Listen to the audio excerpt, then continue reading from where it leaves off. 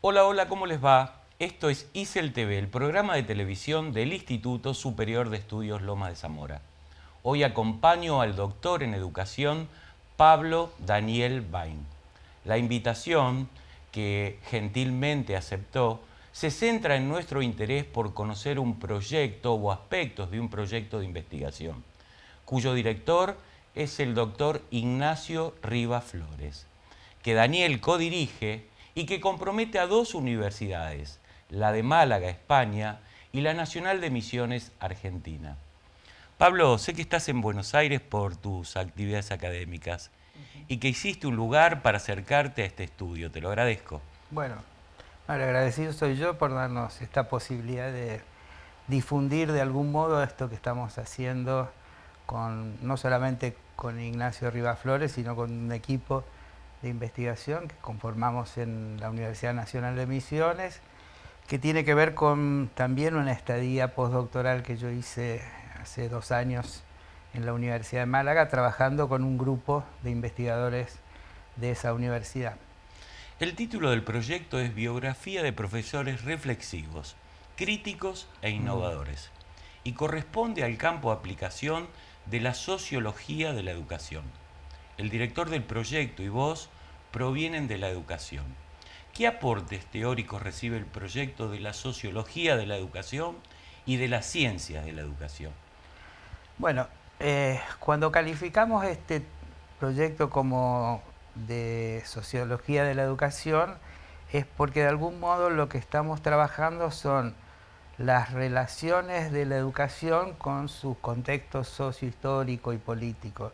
Y entonces ahí el aporte de la sociología es fundamental.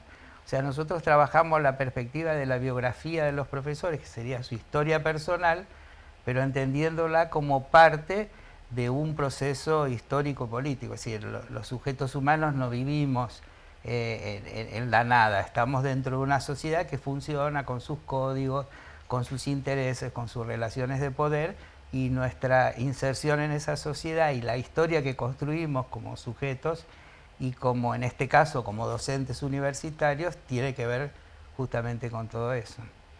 Permitime que lea la intención de este proyecto. Indagar en las biografías de profesores universitarios innovadores, críticos y reflexivos, intentando reconstruir a partir de su relato momentos significativos e incidentes críticos de su historia personal que permita comprender por qué sus prácticas son innovadoras y promueven la crítica y la reflexión. ¿Qué son incidentes críticos? Bueno, la idea de incidentes críticos proviene de un autor del campo de la pedagogía, de una pedagogía crítica, que es Woods, que lo que plantea es que hay momentos en la vida de los sujetos que ocurren determinado tipo de cuestiones que van a marcar, digamos, las decisiones futuras de esos sujetos, y en el caso específico que nos interesa, de esos docentes. O sea, hechos en la vida que no necesariamente tienen que ver con la vida educativa, es decir, su transcurrir en la educación formal, puede ser cosas que ocurren en el campo laboral, no necesariamente en la docencia, en su familia, etcétera, que van a marcar y que van a generar algún tipo de impronta en su hacer como docentes. Te puedo dar un ejemplo que va surgiendo de nuestra investigación. Uno de los docentes que entrevistamos en Málaga me contaba, por ejemplo, que su familia era una familia muy numerosa, de muchos hermanos, y se reunían todos los viernes a ver una película y a discutirla entre ellos.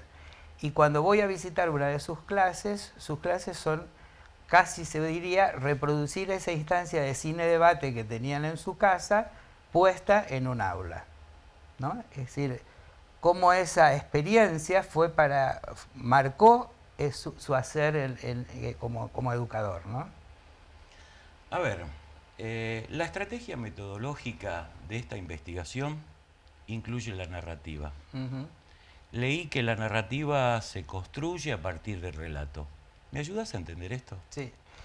A ver, nosotros tenemos una idea y un enfoque que no todos los que hacen historias de vida o los que trabajan desde las biografías de los sujetos comparten, ¿no? Para algunos, la biografía es alguien que le viene a preguntar a otro cómo es su vida y a partir de lo que el otro le cuenta, interpreta cosas de la vida del otro. Nosotros pensamos que hay algo que es el relato es lo que el otro cuenta, pero ese relato se va enriqueciendo en el diálogo con el otro. Y entonces ya no es uno que pregunta y el otro que escucha, sino empieza a haber un ida y vuelta, un intercambio y se construye la narración.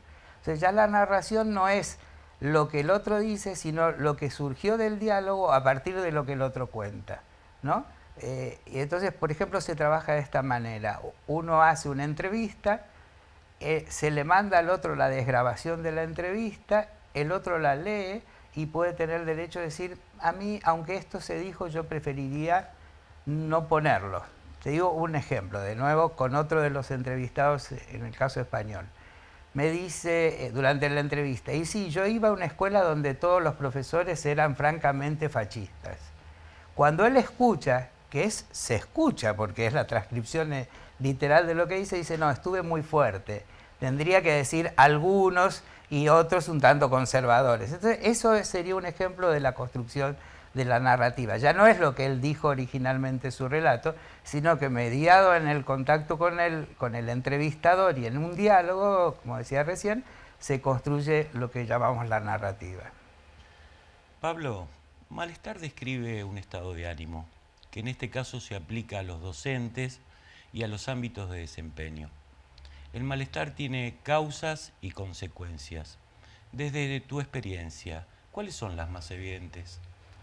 Bueno, cuando nosotros en el proyecto hablamos de un malestar que recorre, digamos, a las instituciones de educación superior, centralmente a las universitarias, ese malestar que tiene que ver con estudiantes que dicen que están por egresar y no saben qué van a hacer cuando se reciban, y egresados que dicen después de los primeros años de trabajo, cuando llegué a mis primeros trabajos no sabía qué hacer ni para dónde ir y pensaba que la universidad no me dio las herramientas necesarias.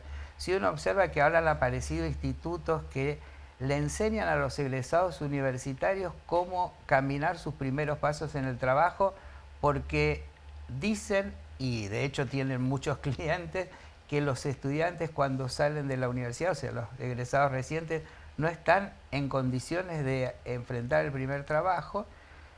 Eso genera un amplio malestar entre los que estudian y también entre quienes tenemos la función de enseñar, porque flaco favor nos hace una imagen de esa para pensar lo que estamos haciendo.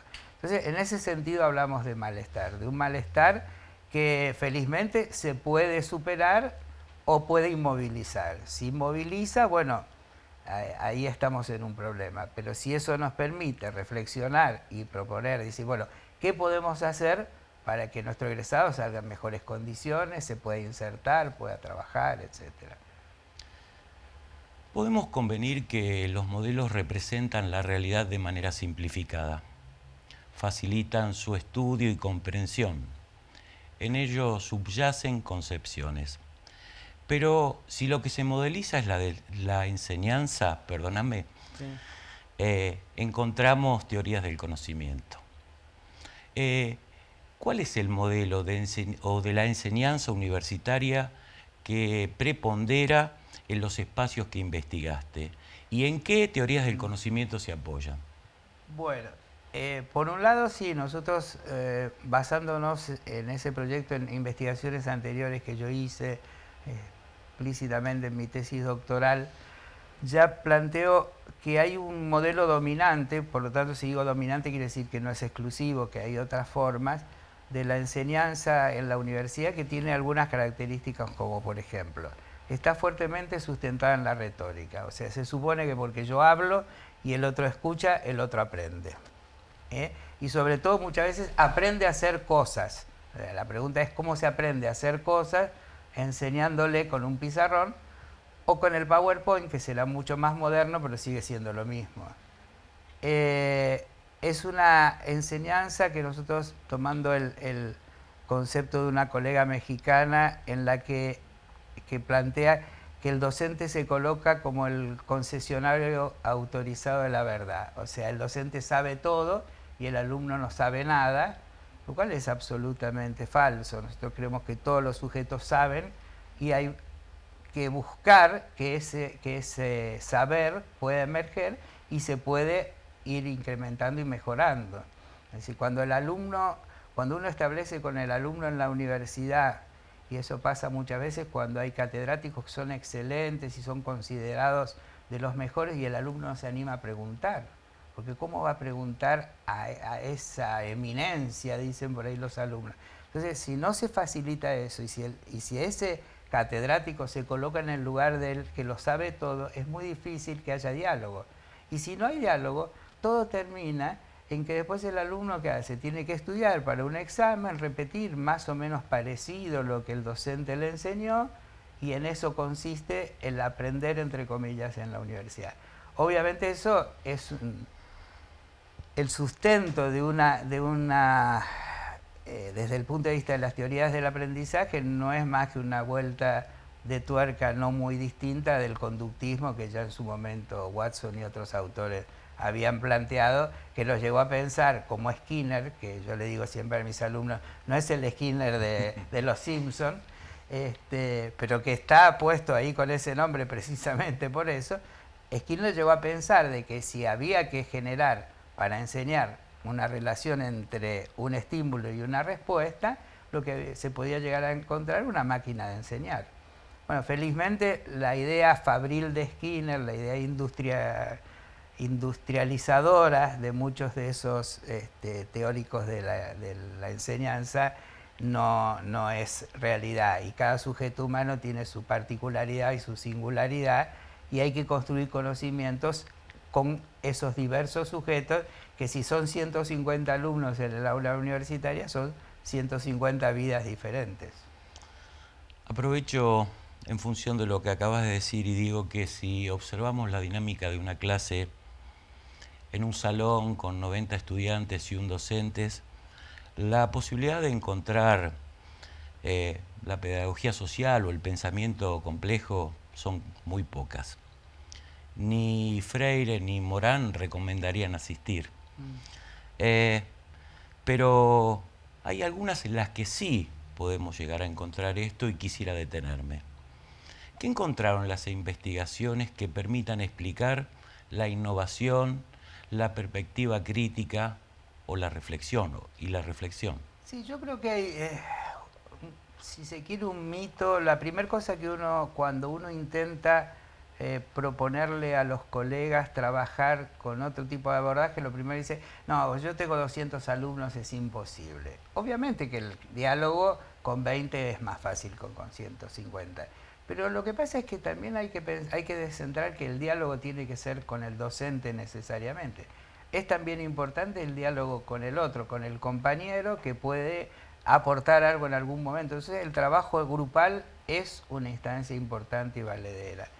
La otra cuestión es por qué todos los alumnos tienen que hacer todos lo mismo, de la misma manera y al mismo tiempo. ¿Por qué no puede haber actividades diversas? Entonces nosotros, por ejemplo, estamos haciendo experiencias, concretamente, en la que los alumnos, supongamos, les planteamos, a ver, en el ámbito de la pedagogía, estoy tratando de recordar las clases de hace una semana atrás, les planteamos, por ejemplo, cuáles son las diferencias entre la educación y la educación y la sociedad y la cultura, ¿no? Un tema bastante teórico, si parece. Bueno, ¿qué les proponemos? Que busquen en el diario alguna noticia que tenga que ver con esto y que ellos traten de identificar en ese diario a dónde aparece la educación, la cultura y la sociedad. Se va a la clase y eso se discute. Entonces, a partir de ahí hay una devolución de esa producción. Se les propone que hagan alguna actividad. Por ejemplo, nosotros pusimos para esta oportunidad hacer un noticiero. Tienen que hacer como si hiciera un noticiero de radio, de televisión, donde aparecieran como noticias, no esas noticias del diario, sino que inventaran ellos, noticias sobre la cultura, la sociedad, la educación. Y eso se analiza y los compañeros se evalúan. Y estamos hablando de cursos que tienen, en trabajo en comisiones, 50, 60 alumnos. Y a partir de ahí van haciendo nuevas aproximaciones al tema, más profundidad, se sugiere una bibliografía, se trabaja en parte, digamos, no presencial, con tareas para hacer en forma autónoma. Se puede ir construyendo perfectamente un diálogo en el sentido freiriano, pero bueno, ajustado a una realidad y a condiciones que son las que hoy tenemos, por ejemplo, en el sistema de educación pública, ¿no? Todos nos topamos con las zonas indeterminadas de la práctica y de una u otra forma las transitamos. ¿De qué factores depende que podamos resolver de manera creativa los conflictos que esas zonas proponen? Bueno, el concepto de zonas indeterminadas de la práctica viene de un autor americano que se llama Donald John, y que él lo plantea como zonas complejas de aprender, perdón, en los procesos de formación profesional, porque él lo que dice es, una profesión no se puede enseñar con un conjunto que llama las reglas de la racionalidad técnica, es decir, bueno, yo voy a ser abogado y entonces me voy a encontrar con este problema, dice el profesor, y ante este problema, punto 1 hago esto, 2 hago esto, 3 hago esto, 4 hago esto. Porque me voy a encontrar con un montón de cuestiones, y voy a tomar ese ejemplo de la abogacía y decir, bueno, ¿cuándo hay que litigar? ¿En qué momento hay que negociar durante un juicio? ¿Quiénes pueden ser testigos favorables o no en la discusión de un tema? ¿Cómo se encara el momento del juicio, si es oral o si es a través de un escrito? Son todas cosas que para cada caso tienen su resolución. Entonces eso es lo que John llama zonas indeterminadas. Y eso se aprende haciéndolo.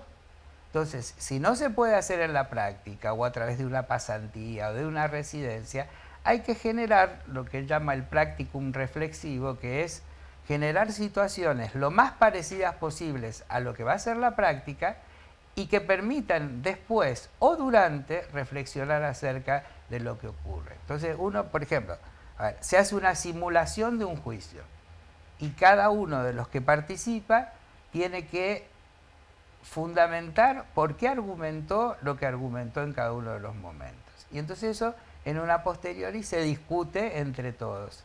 Entonces la clase no es la clase donde viene el profesor y dice, primero va esto, después esto, y el código dice en el artículo tal y el artículo cual, que en la abogacía es lo usual, se aprende el código y a veces de memoria, cosa que a los 2 días nadie se acuerda del código, que ya está, además está escrito y está en la biblioteca, ¿no?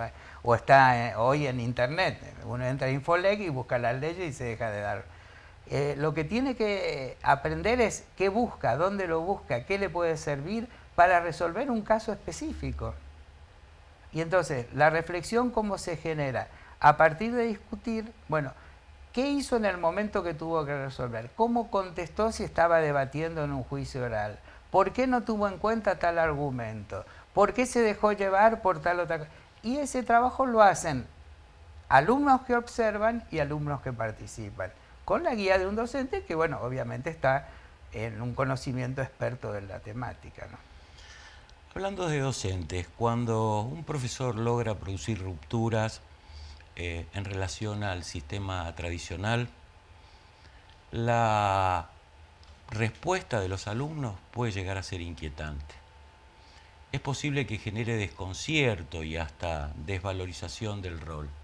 Las entrevistas permitieron identificar aspectos de la interacción en estas rupturas.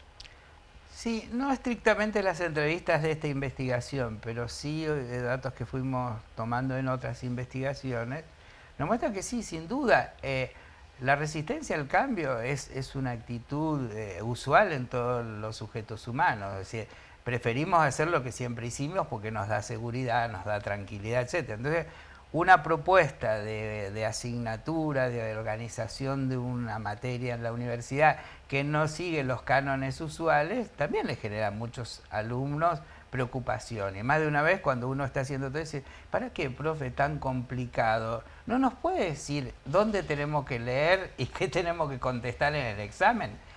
Pero como por ejemplo en algunas de estas experiencias nosotros no tomamos exámenes. Es un clásico esa, ¿eh? Entonces, claro. ¿Qué me va a preguntar? Y sí, como no tomamos exámenes, en los conciertos es mucho mayor. ¿Y entonces qué tenemos que hacer ahora? Y tienen que ir produciendo estas cuestiones. Y cuando van logrando un cierto nivel, están en condiciones de acreditar. Y así todo cuesta muchísimo. Hemos tenido casos de alumnos que terminan todo eso y dicen, bueno, pero ¿y la evaluación cuándo va a ser? Y ya fue. Fue todo un proceso en el que cada uno participó, trajo sus producciones, se le hicieron devoluciones, mejoró las cosas, hasta que llegó, y ya está. Porque yo tengo que generar un dispositivo específico para en ese momento decir, ahora es el examen. Bueno, nosotros hemos hecho otras investigaciones que tienen que ver con eso, con el examen como forma de relación de poder, que es un tema para otra entrevista, me parece. Y siguiendo con las entrevistas con los docentes, ¿encontraron relaciones entre la cultura organizacional a modo facilitador o inhibidor con la capacidad creativa, innovadora y reflexiva?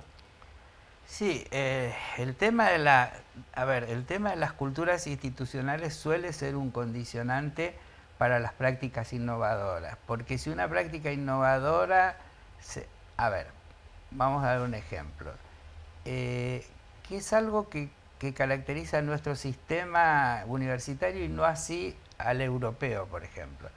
En Europa es muy usual que un alumno en un determinado momento vaya a otra universidad a aprender ciertas cuestiones.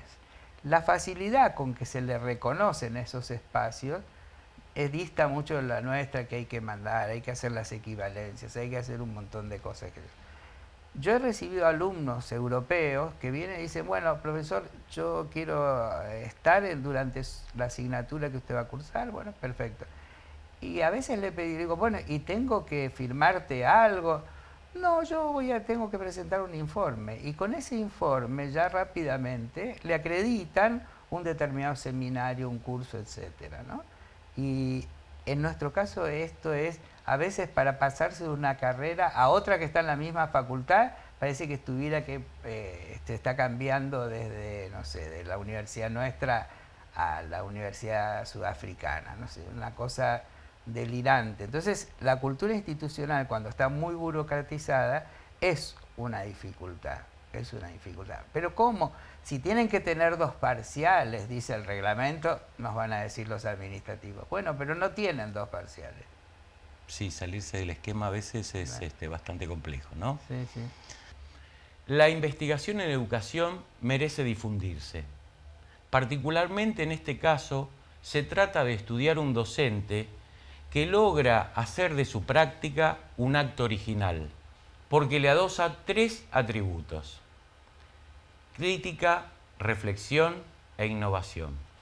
Las 3 palabras son muy dichas en los ámbitos educativos, pero no siempre muy hechas. Pablo, gracias. Espero que hayas estado cómodo. Bueno, no, gracias de nuevo a ustedes. por esta posibilidad y bueno, espero que a la gente también le interese un poco lo que hemos planteado. A vos también, gracias por acompañarme. Te espero la próxima semana. Larga y buena vida para todos.